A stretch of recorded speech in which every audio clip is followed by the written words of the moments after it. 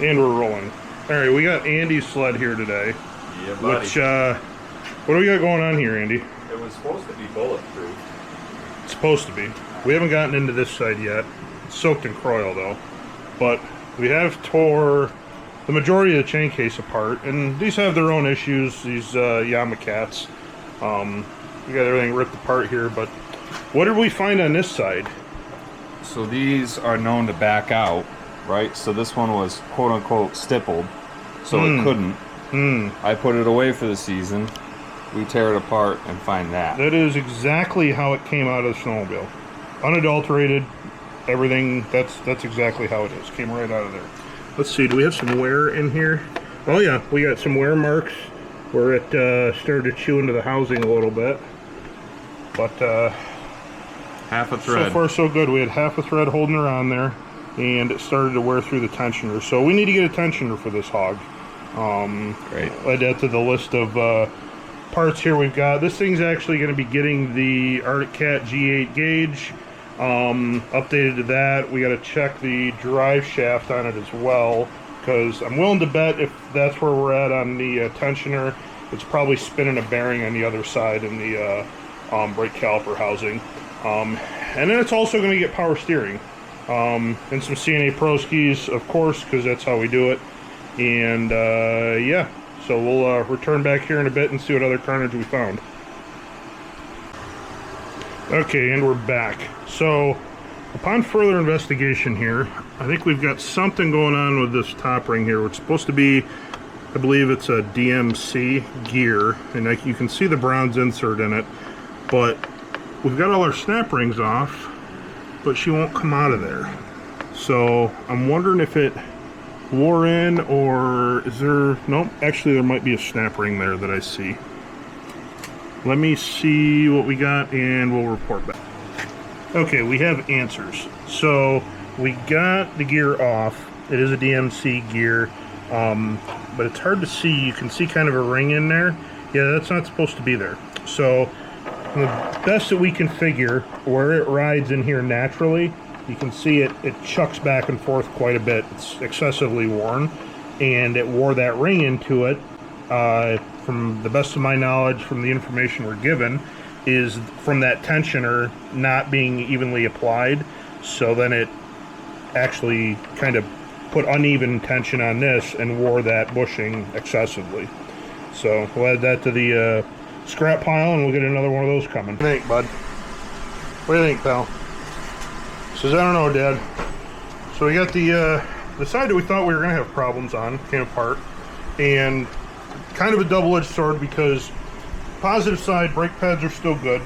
The drive shaft itself is actually good. The bearing didn't spin on it, but she's a little tweaked there. We like when she spreads her legs. We don't like when she when you close them up, that's not good. So on the other side, we just keep adding the list up here of parts that are needed, and Andy's crying like a politician that got told that he can't insider trade anymore. So he's pulling the front end apart here, getting her ready for the power steering. Little cleanup mode. We got some plugs in the oil here, oil lines to keep any mud daubers and critters out of there. And we got parts on parts tore apart, and we get ready to order the rest of it. So Andy's over here in the vintage Metal Case Motorsports shirt. You like that? Yeah, the predecessor to the channel here that started it all. So we got a little bit of everything going on. Bear's just digging the fan. Nice and hot out today, but we're getting her. She's coming along.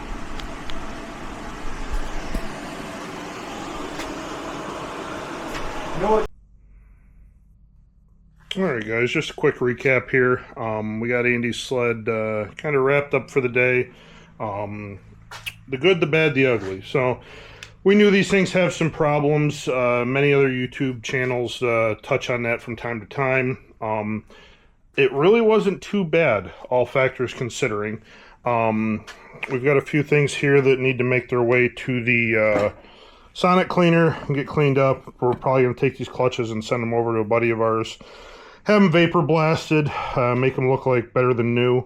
We'll put the rest of the gear train out of the chain case into the sonic cleaner and let that kind of marinate and clean up. Just make it super clean going back together so we don't have any contaminants or anything like that. All in all, the chain case looked pretty decent. We will be replacing the bearings and seals, upper, lower, all the above. No carnage really, other than that one top gear, like we mentioned earlier, kind of had some odd wear to it. Mostly, from what I'm gathering, it's due to that tensioner failing, or on the verge of being catastrophic failure.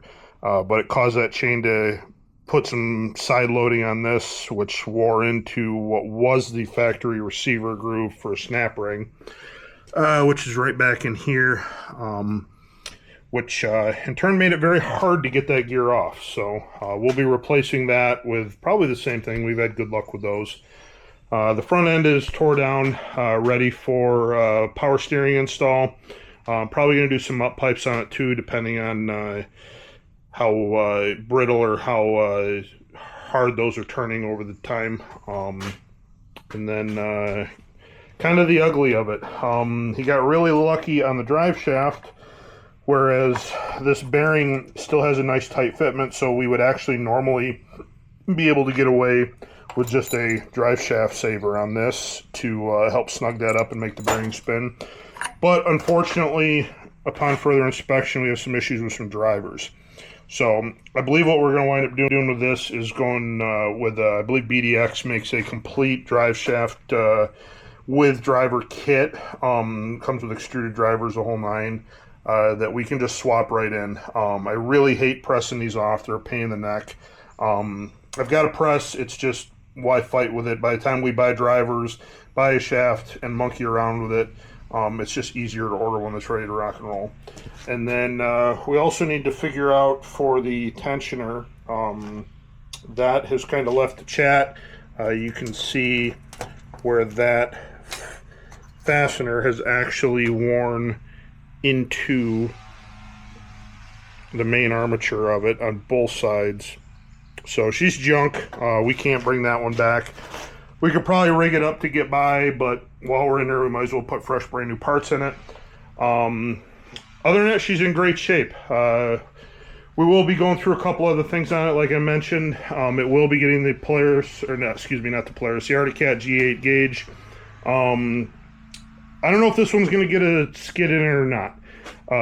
On my Thundercat / Yamaha / Sidewinder, it's a 137, and I actually direct fit a Polaris Pro CC skid into that, which we're anticipating is going to work super well.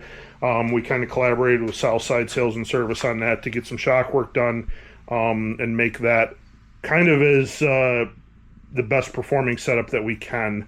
These Procross chassis have a few shortcomings, but I think we can make them better through just some changes here and there that really aren't too bad. But all in all, this is kind of where we're calling it quits for the day. Pick up a few tools, get things squared away, and we will return probably in a week or so and walk through this thing going back together.